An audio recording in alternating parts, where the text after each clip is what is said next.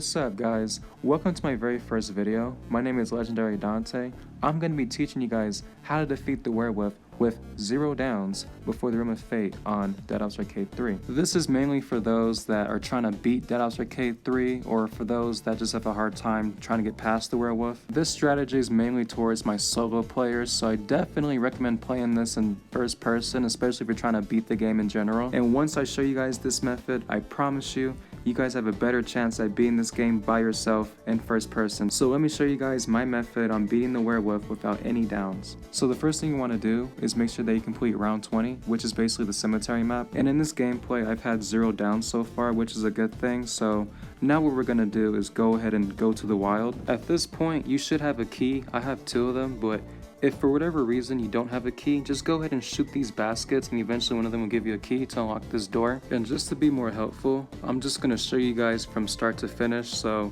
we're going to unlock this door, and as we're heading up, in the first early stages of walking up to the destiny of the Room of Fate, you're going to eventually just run into like a bunch of skeletons. So just go ahead and make your way up here, and I'll kind of speed run as we get up there along the way, so I'm not holding up too much time here, but go ahead and take out these skeletons. And now at this point, we're just working our way up to the top now, so just be careful running through here. And then as you get up here, you're going to see another set of skeletons. You can also shoot these baskets too, because usually they do come in a clutch with some good power-ups along the way. But after you take out these skeletons, go ahead and just collect resources along the way. It'll really help you on the long run. But yeah, so now we are just making our way up to the top. I'm just busy getting some loot, but here we go. So now we're running up here, another set of skeletons, and now be careful with these fireballs. And the best part about it is that even though, like, yeah, in third person it's like a one hit, in first person mode you can actually get hit one time, because like what it will do is it'll just put you on edge of dying. So be really careful. Now we have a megaton to deal with, so go ahead and just take him out. He's really not an issue on here, so don't worry about that. So after you defeat the megaton and the mega blasters, there's going to be another set of skeletons, so go ahead and take them out. And then after you get past that, there's going to be a flogger trap, so just be careful when trying to get this extra life right here. And as you move up, there's also another set of skeletons. And then as soon as you meet the dragon heads from Dreisendrock, sometimes a Brutus will spawn right there. If that's the case, just keep your distance when he's trying to come after you. And once he's out the way, just be careful with these dragon heads. Just wait till the flame disappears and then progress further. And as you progress further, there's a couple more baskets here for you guys. And then along the way, here's some more treasure as well, so go ahead and collect it. Now be careful, there's going to be another set of skeletons along with some fireballs.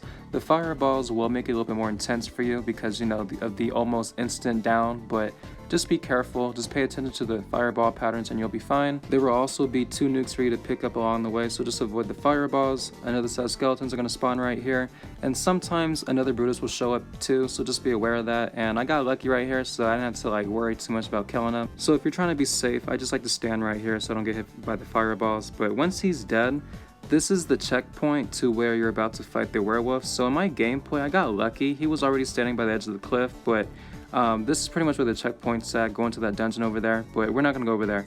So if you guys look up here, here's the werewolf that you guys have to deal with, and I know that he's pretty annoying in first person and in third person especially, because, you know, he can just down you like instantly almost every time. But how this works is that you're just trying to shoot him for as long as you can. Sometimes he'll just stand like that, sometimes he'll just recover his health real quick and then run away, but every time he just shows up at the cliff, just get as many shots as you can, and you'll see how he's almost halfway dead at this point, which is good. And side note here, be careful when you come up this way, because there will be another set of Nova gas crawlers, and they will be the type to slow you down as they hit you.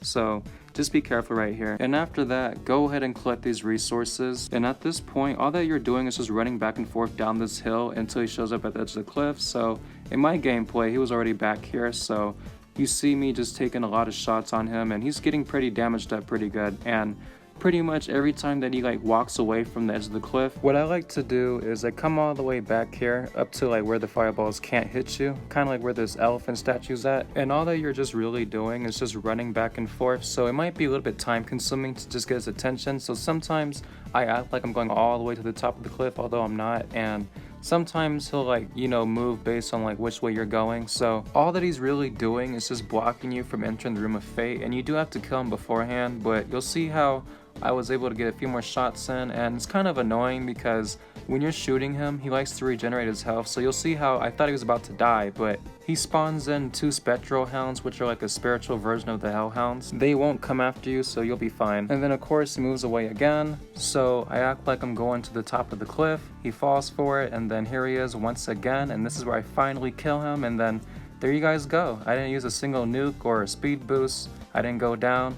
And as you come up here, there will be another last set of Nova gas crawlers, so just be careful. And then for the most part, it might be a hit or miss when you're trying to collect his gold. So if you actually don't get it on time, it's not the end of the world. But once you come up to the very top of the cliff, just destroy this magic barrier right here, and then you pretty much did it. This is how I actually beat the game by myself in first person mode using the same strategy. So I guarantee you it'll actually help you out in the long run. But yeah guys, that's all I have for today. And then pretty much once you drop down here, there's always going to be a live waiting for you, and you're good to go. So if you guys enjoyed this video, please smash that like button, comment, subscribe, and turn that bell, and I'll see you guys the next time.